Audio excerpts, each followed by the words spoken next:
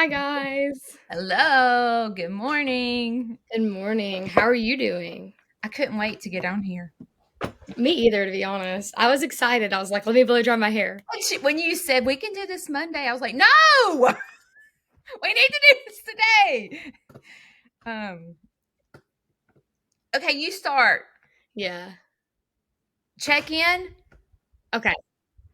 Yeah. So this week it's been okay. Like hasn't been much going on. I've had a lot of anxiety, which I got put on new medicine like 2 days ago. Oh, So, so because your blood pressure. yeah, so I had to stop it. So now I'm on like more, but it's like it's a lot going on in new medicine and it's just it's almost like frustrating because you feel like you've made so much progress and then you're like starting back at square one. So it can be frustrating. You know what? Let's see. I went to the doctor for the first time in 2006. I did not get on the right medication until 2013. So from 2006 to 2013, it was like constant trying to find the right medication. Yeah. Nightmare. And it is. It's frustrating and it's like it Side hurts your feelings. effects. Yeah. So what are you feeling now? I mean, I feel okay, but I mean, I don't think it's kicked in yet because it's like an SSRI, which means it doesn't just kick in, it takes a bit. Yeah. So I definitely don't feel it yet. But yesterday I woke up and I was nauseous and I was like, this is not what I want to deal with. Like Yep. this, I was like, I don't know if this is a side effect, which it went away really fast. But I was like, I don't want to deal with this again. Because the first time I tried Like, first of all, what is this for depression, anxiety, what? anxiety, Anxiety. Okay. but the What first is time I it? went on medicine, it made me sick. Yeah. It's Zoloft. Yeah. So who knows? So you're just the side effect you're feeling is nausea? Yeah, which I'm fine this morning, but yesterday when I woke up, I thought I was gonna puke everywhere. So I was like, maybe my body's just like trying to, just process what just went inside of it. Yeah. So I don't know. Well, yesterday I had to get up at 4:30 and get ready, and I left my house at 5:45 because I had to drive an hour and a half to a meet and greet. I get halfway down the interstate, Haley, and realize I didn't take my medicine. Worst feeling ever. And I was like, uh, and I don't know about you, but some of my medication, if I don't take it, I have withdrawals, and I know what it feels like to be a drug addict because I get I get sick. Yeah. I mean, I'm dizzy, I'm nauseated, and I thought, you know what I'm going to do? And I suggest anybody that's on medication to do this. You know those little cute little pill things that you put in your purse? Now, I don't know what boys do, but every one of us that take medication need to go get one of those little pill things and put some extras in our purse so that when we pull things like Judy, that we can take our medicine because we get sick. You know what I'm talking about? Those little pill containers. Yeah. I am going to get one. I get I have very good. one for my medicine I take at 3 o'clock because I take medicine at 3 o'clock every day. Yeah. So it stays in my purse in case I'm like out. Well, you need to put some extra morning medicine in there and some extra night medicine because when you are an hour and a half away from home, and see, I left at 5:45 and did not get back till 5 o'clock at night. Yeah, so you couldn't take it then. No. And I was like telling Kayla, I said, "Hey, I'm gonna stop at the pharmacy before we get like I was gonna stop in Alabaster and go to CVS and tell them what happened to see if they give me one pill." And I've done that before, and they do it for me because it's not a narcotic. Yeah. But the pharmacy didn't open till 8 o'clock, and I had to be there at 8 o'clock. That sucks. So I was struggling yesterday. I've had that happen, and it just gives me so much more anxiety. Oh, it's awful. It is because your body's so used to it, and then when you don't take it, your body's so confused. But see, like, the thing is with Adderall, if you miss it, you can't take it again. I know. You can't be an hour late. Well, isn't that considered a stimulant? Yeah, it's a Yeah, narcotic. yeah. So, you can't be late with it or you're just kinda screwed because it'll keep you up at night. Let Like, me let me ask you the a question about afternoon. What? let me ask you a question about that. Okay. I remember you telling me that your doctor is online or whatever. She's not anymore, but she used to be. Oh, I was wondering how she prescribes a narcotic. Because, She couldn't. That's why I quit seeing her. I was fixing to say, because like because my doctor's all the way in Birmingham, and I used to live in Stapleton, which was like 3.5 hours away from my doctor, and she would not mail me I forgot what I was on, some narcotic. She wouldn't mail me. I had to literally get in the car and drive 3.5 hours and go to her office, and she would make me do drug tests. Yeah. I mean, I think that's a new requirement by the state. As if you're on a stimulant, they make you drug test, which is a I great haven't been thing. drug tested. You what? I haven't been drug tested yet. Man, maybe I look like I would. She makes me. Well, I think you're supposed to. Yeah. I don't know. I have to get drug tested every 3 months. Um, but I told her, I said, I think this is fantastic that they are making people drug test to get on a stimulant. You Oh, know, yeah. I think it's fantastic. I was like, I have no problem using the bathroom in a cup. Yeah, me either until it looks like apple juice. Dude, I peed in a cup at the gyno, and it literally looked like apple juice. It was, like, brown, and I was like, "Oh my gosh." You I was better like, "This drink is." more water. I know, I was like, "This is a problem." It was so gross. So what have you had anxiety over a situation, or you just had anxiety? I mean, I've had it over situations, but it's just mostly just been anxiety. Yeah. So, I don't I've had know. anxiety all week too. What have you had anxiety about? Are you ready for this? Oh, I'm ready. Okay. Being on social media is the hardest job I've ever done in my entire life. Okay. And I've had a bunch of videos go viral. So when something goes viral, people start following you or following whatever they're watching, a 1 minute video or a picture or whatever. People that don't know you just see a video and then they begin to start like judging.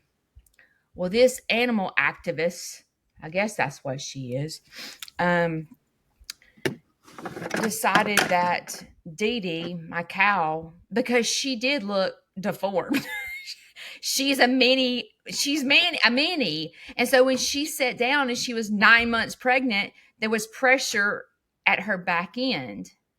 Okay. Well, the video that I did, Haley, was I did a video of her sitting down and she looked deformed. And I said, me and my little funny self, I said, the Guinness Book of World Records is about to come because we're fixing to have a two-headed cow, meaning Dee Dee's head and a head was about to pop out of the back.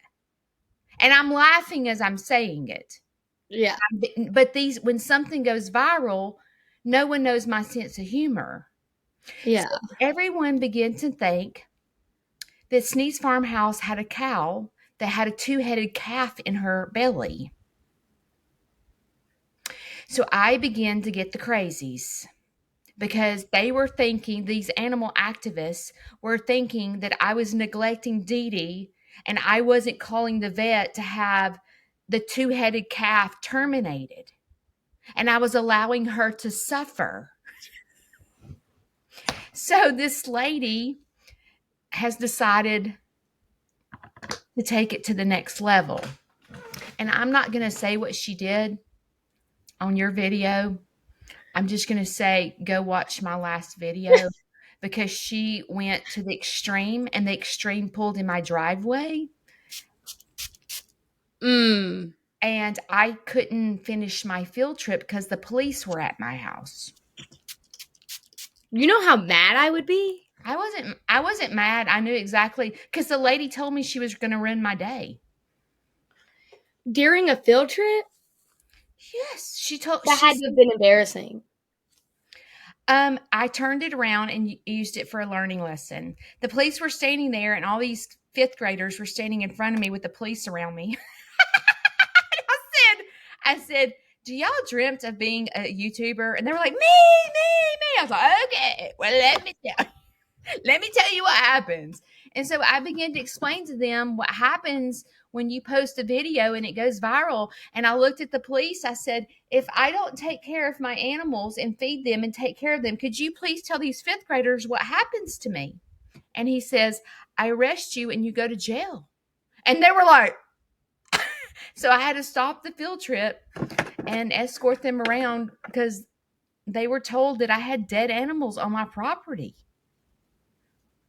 They said that my alpacas were malnutritioned. And I said, I just spent $600 on bougie haircuts for my alpacas. And then my vet had to come and check Dee Dee to make sure there's one head and she's fine and the baby's moving, because some people said that the baby was dead inside Dee Dee. I'm like, where did they get it? The baby's dead. So, I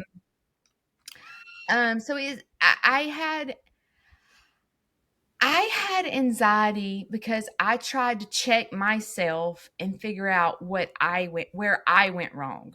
Yeah. And I guess, first of all, my sense of humor, I never thought the video would go viral, right? Yeah. I'm just being funny to my followers that know me.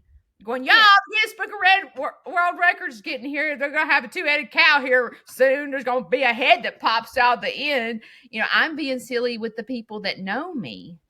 Never did I dream that it would go viral and all these people would think that I had a two-headed calf inside Dee Dee. So I didn't get mad. I wasn't embarrassed. I was like, you know what, Judy, you posted this video and this is what happens. So welcome to social media and welcome to people judging you. Yeah. So it did cause me anxiety because I feel like I need to be careful with what I post. Yeah. You know how I'm saying, like, you know how when someone gets mad, you have to kind of go, okay, what is my ownership in this? Yeah, like what did I do? What did I do to cause this lady go to outer space? Because she didn't go to outer space for no reason at all. She went to outer space because I posted this video, and she loves animals, and she thought this animal was being abused, and she was going to go to the extreme to get this, animal taken care of. You know what I mean? She's an animal lover and she thought I was doing wrong, but what happens is many a times we begin to judge people and we don't know them. You know? Yeah. And I just tried to use it as a learning lesson for myself to go, this lady loves animals and she truly thought that I was neglecting Dee Dee. But instead of picking up the phone and calling me and going, have you called your vet? She decided to not call me and find out who I was. But many a times as human beings, we do that, right? I do it. Yeah. So I just tried to be kind and break it down and just go, you know what? This lady just loves animals. And she was trying to help Dee Dee.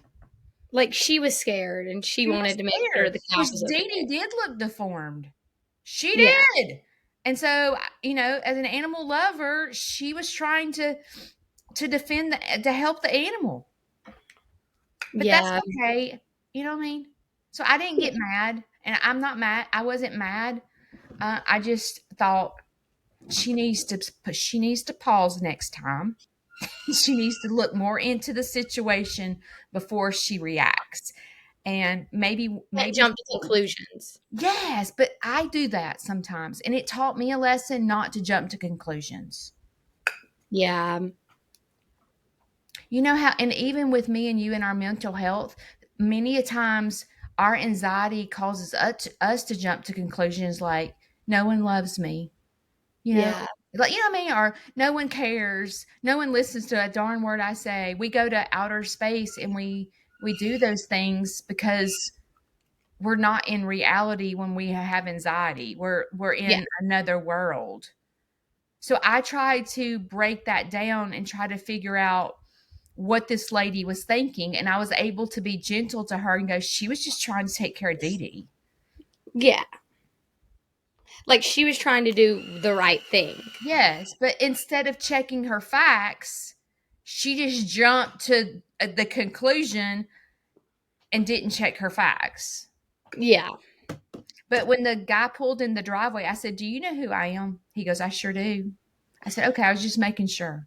Just making sure. I mean, I'm not going to have dead animals with kids here, you know? Yeah. Like, No.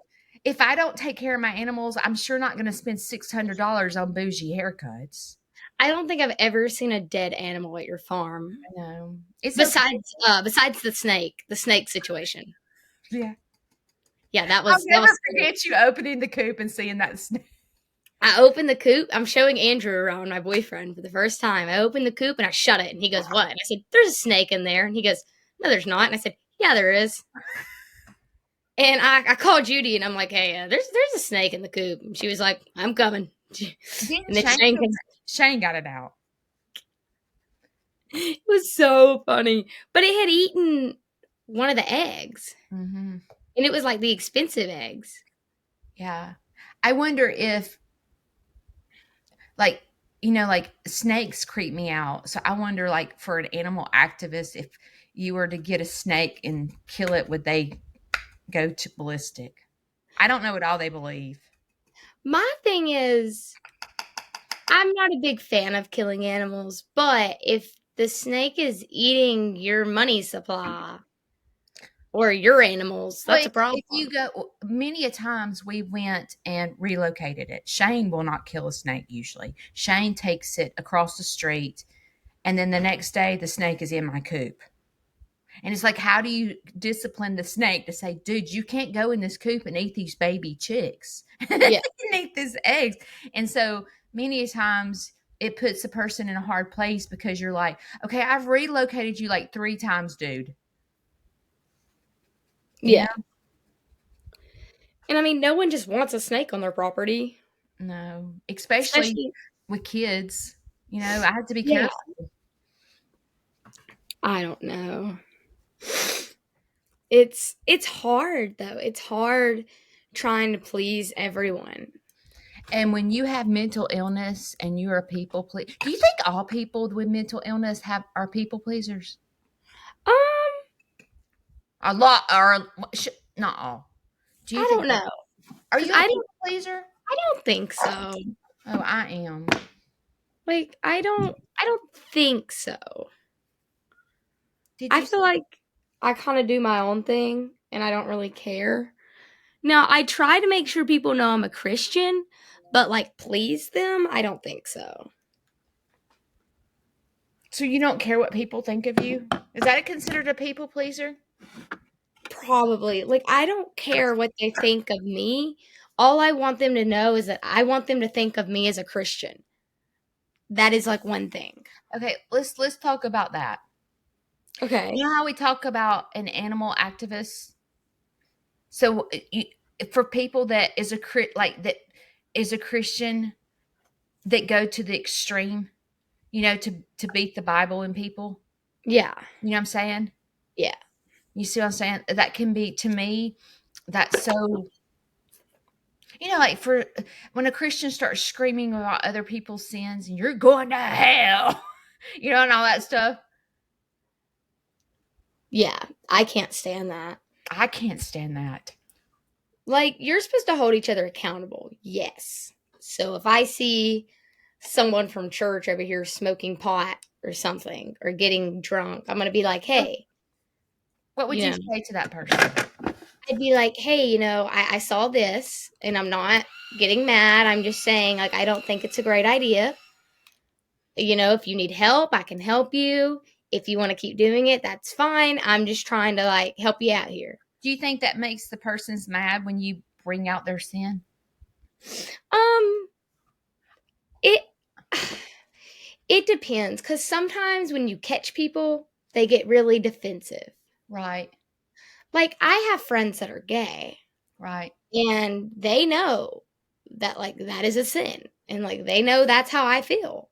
right. And but I'm not gonna ever act like they're less than me or act like they're just going to hell because of that. Because I say that because I sin every single day and I'm not going to hell because I'm saved. Well, do they point out your sin? I mean, if I were to ever, I've seen where people, they're like, well, you're gay, you're going to hell, blah, blah, blah.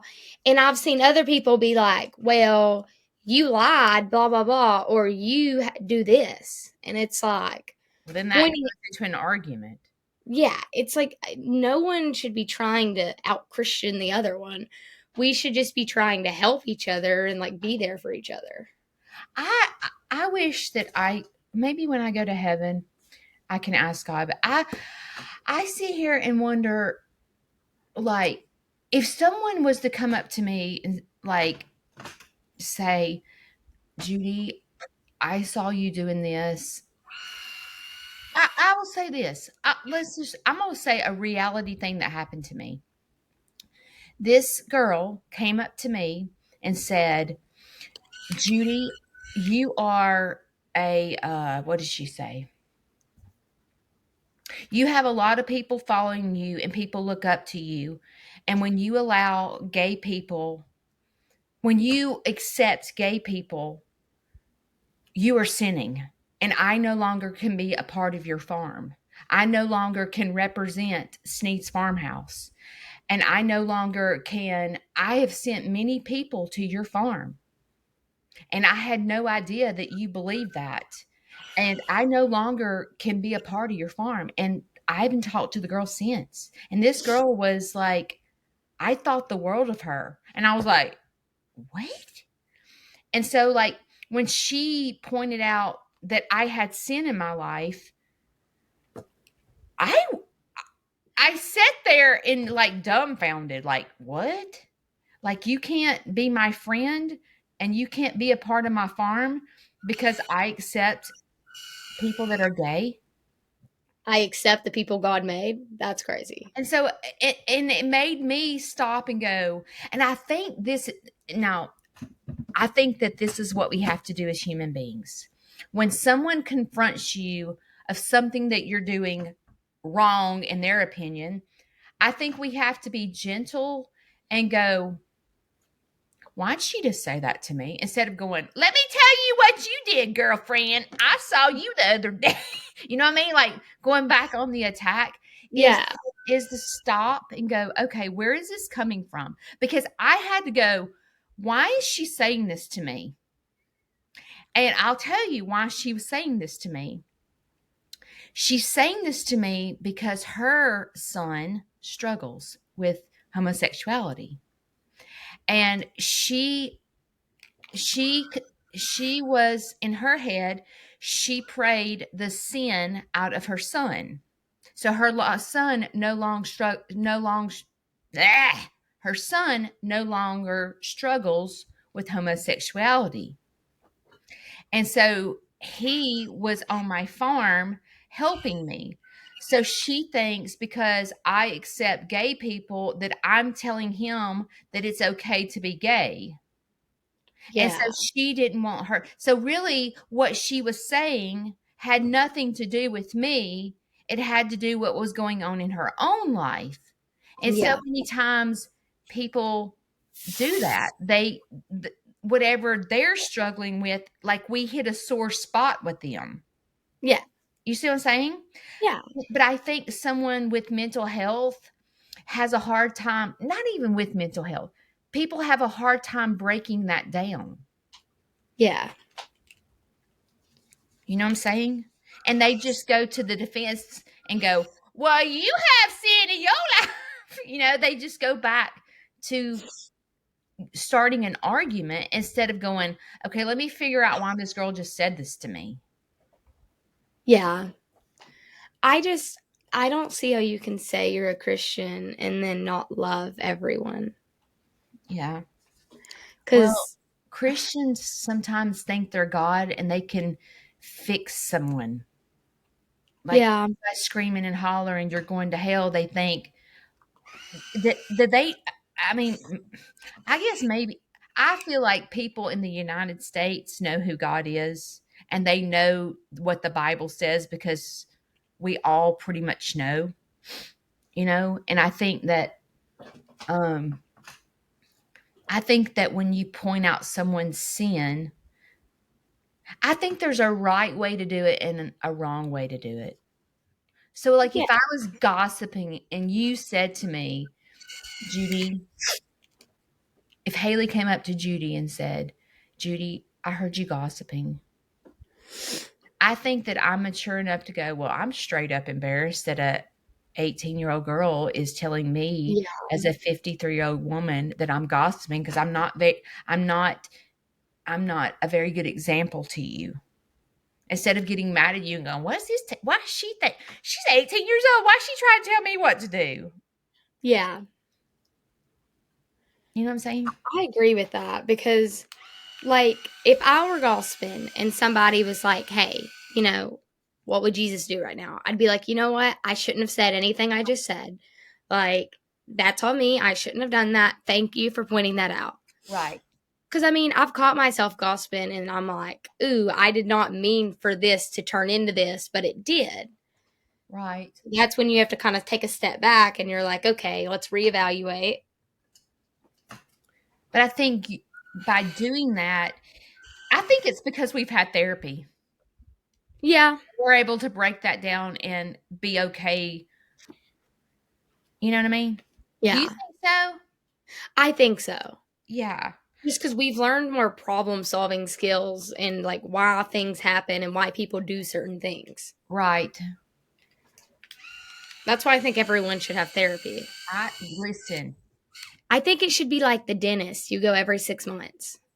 And and I think that I think it needs to be like taught in school. Like or, I don't know if taught's not the right word. I mean, I know there are counselors in school. But it ain't nothing compared. No. I mean, kids are scared to go to the counselor. Yeah. Or they're embarrassed,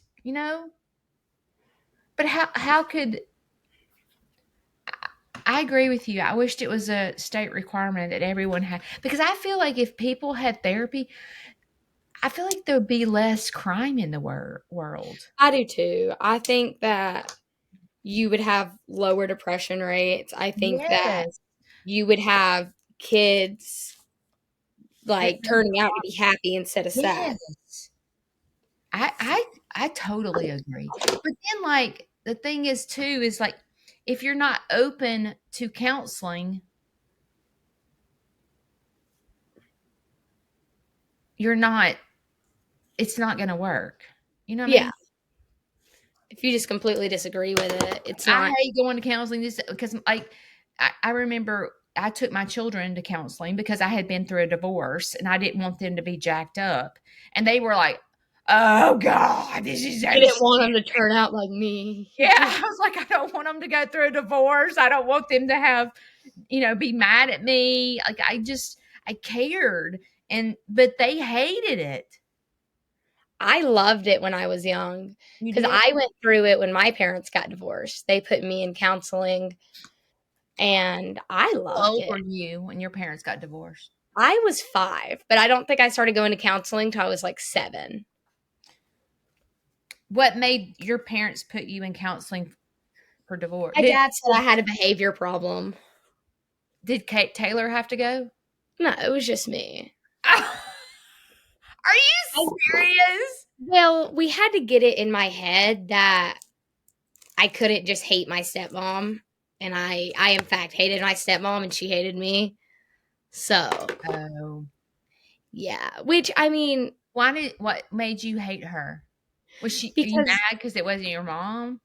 I guess so. Like the first thing in my head I see is that mom and dad are no longer together, but dad's with this other chick, and it's like, huh, maybe that's why they're not together. You know what? It's so funny because I did the same thing you did. I hated my stepmom. But it was also like dad talks bad about mom, Yep, mom's family talks bad about dad. yep. So it And was like growing up with that. and I said, "Oh, okay, I've got to quit. I got to co-parent." I hated their dad. I still to this day cannot stand him. And I've totally jacked my kids up because I'm so mad at him. But like, how do you do that? Well, my aunt, her and her ex-husband, they co-parent very well. Like Really? he goes to all the kids' things. He's went out to eat with us before, and him and my uncle get along well. He literally watches her kids sometimes, like the baby her and my uncle had together. He watched her and his daughter the other day. Like he's great.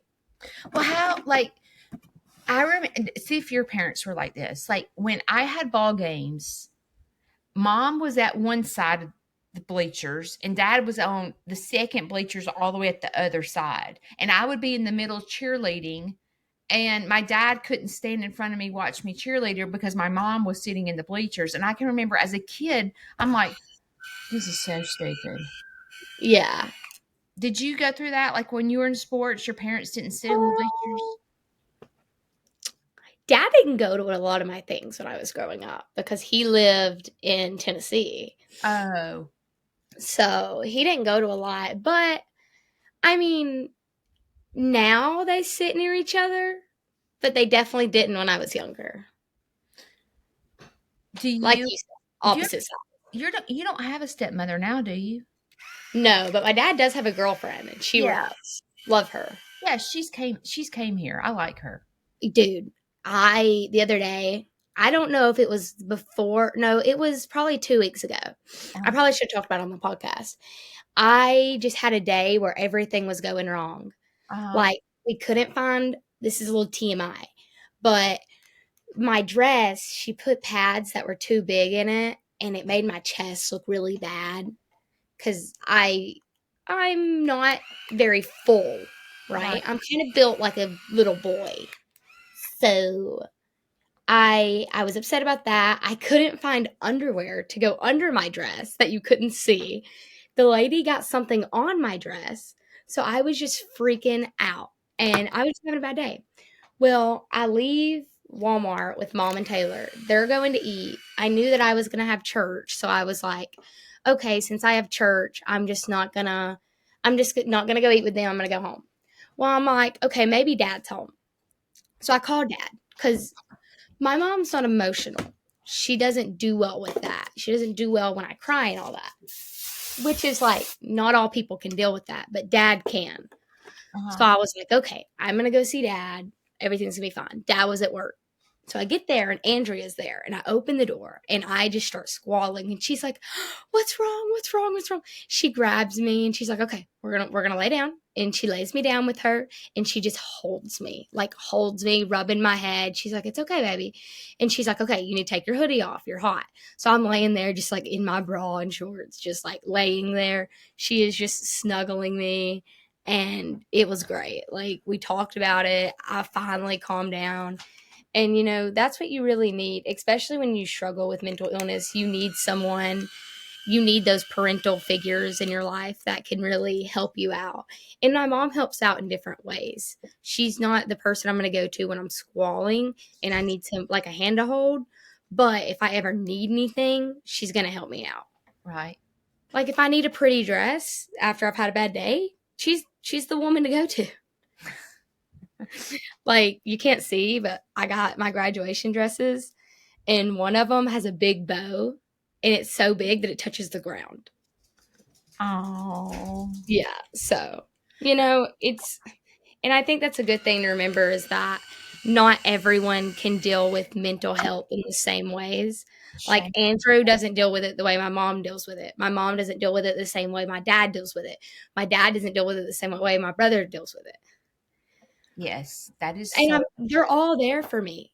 They're all there for me, but true. it is in different ways, and it's hard to remind myself that, hey, your brother does love you. He's just not good at dealing with this. Yeah. Like, not everyone's going to deal with it the way you want them to, and that's okay. You just have to remember that they love you, and everything's going to work out. Right. That's so true. I've never thought of it like that because, like, my stepmother, we don't talk about problems at Yeah. all. If you're talking about problems, you're worrying. That's considered worrying. And she's like, I don't know why you worry yourself to death. I'm like, I just want to talk about it. Yeah. Sometimes I I'm just not want to like talk. sitting over here just like in left field, but like my brother's in jail right now and has been for the past almost 3 months. And like my stepmother is the only person that I can really talk to about it, and she won't let me talk about it. She shuts me down the second I like want to talk about it. And it's because I think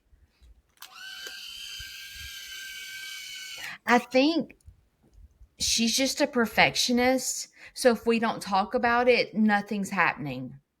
And I get that. and my brother was just very successful, and she helped my brother. I think he was kind of like the favorite to her, and she's so hurt that my brother has ruined his life. And so she just would rather not talk about it. So I can't call her.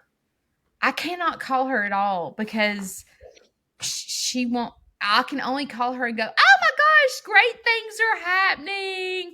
Yeah. And Larry, my stepdad, if you were to go to him, he's just like, "That's terrible." And you can't get in a conversation with him about it because he doesn't know how to communicate. So like, and then if I go to Shane about my brother, he's like, he did it to himself. He's the one that was on drugs. I don't know why you're sitting here like we got other things to worry about. And the only person that I can go to is my oldest brother because he feels just like I do. We feel lost because mom and dad are gone. They're not here. My grandparents are gone. And it's me and Greg. And so I'll call him and go, I'm struggling. He goes, me too. I'm like, how do you feel? And it's so refreshing to go to whoever you need to go to when you need to feel the way you feel. Like when I Yeah. want to feel uppity that everything's great, I can call my stepmom. When I just need to say it and get nothing in response and not get judgment, I can go to Larry. Oh, When man. I need it to go, wallow in my sorrows and go, I can go to Greg and go, this sucks. When you need to get over it, you can go to Shane. Yes, when I need to get over it, I can go to Shane. So I've never thought of it like that, Haley. You just brought that to my attention, and you are so right because everyone Yeah. handles your mental status differently, and you have to learn who you need to go to with the feeling you need to feel. I think I've learned with that, though. I had to learn it because when I got re-diagnosed, mom tried her best to be like comforting and stuff, and she couldn't. She couldn't do it. Like, we were laying on the bed, I was squalling, talking about how I didn't want to do it anymore. She's like, look at the dog. And like, bless her, but that's all she could do. 'Cause But she's learned to be like, okay, well, let's go get something to eat, or let's go like shopping. distraction. Yeah, like Yeah. she can do stuff like that, or she knows how much I struggle. And then, like, she spent a good amount of money on my graduation dresses because, and I think that's her way of showing me she's there for me, is that I'm going to do this special thing for you so you realize you are special. Well, distraction helps me.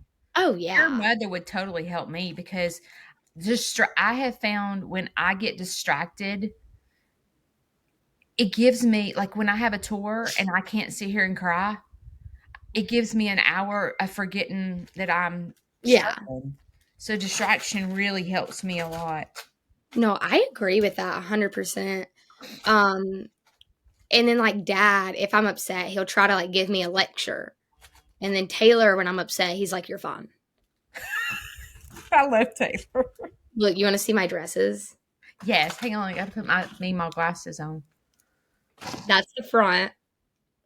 Look at you, cutie. Oh my gosh, I love And that. then Oh, Haley, shut up. Mom would not let us leave until we found one with a bow. Because I told her, I was like, I want a black dress and a white dress because I'm doing 2 graduations.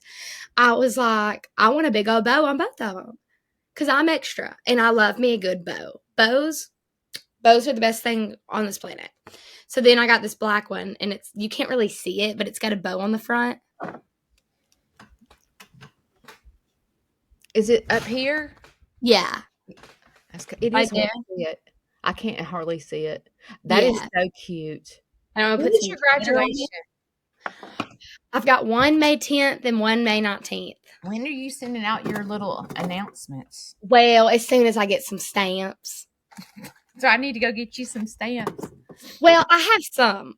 I don't have all the stamps I need, but instead of writing all of the addresses, I went and bought labels and then typed them out and printed them on labels. Well, look at you go, girl. It was Mom's idea, but I should have taken the credit for it. It was a great idea because I just like typed them all out, printed them out on my printer, and then like peeled them off, stuck them on the envelope. But my mouth was like tasting nasty once I got to the last one because it was like I had to lick all of them. Yeah. So yeah, if you're not okay with germs, don't open the invitation. Because I was like, hey. I was like, bleh, bleh, bleh. You should have got one of those little sponges. I find joy in doing that. And licking your envelope. Yeah. I used to love doing it when I was little, but I'm always scared I'm going to get a paper cut on my tongue. So I'm like, but my mouth was tasting so bad by the time I got done. I was like, uh-huh. Yeah. Well, I've got to go let chickens out. Oh, have fun with that one. Check on little Skipper. Oh my gosh, so cute. I know. Taylor was in my room last night. I asked Judy if we were recording at 8, and she sent back a picture. And I show him the picture, and he goes, let me analyze. Cow with stuff in his nose? Yes, you are. And I was like, so yeah. Well, have fun. Don't kiss up on that baby too much. Enjoyed our talk. Yes. So bye, guys. Bye. See y'all next time.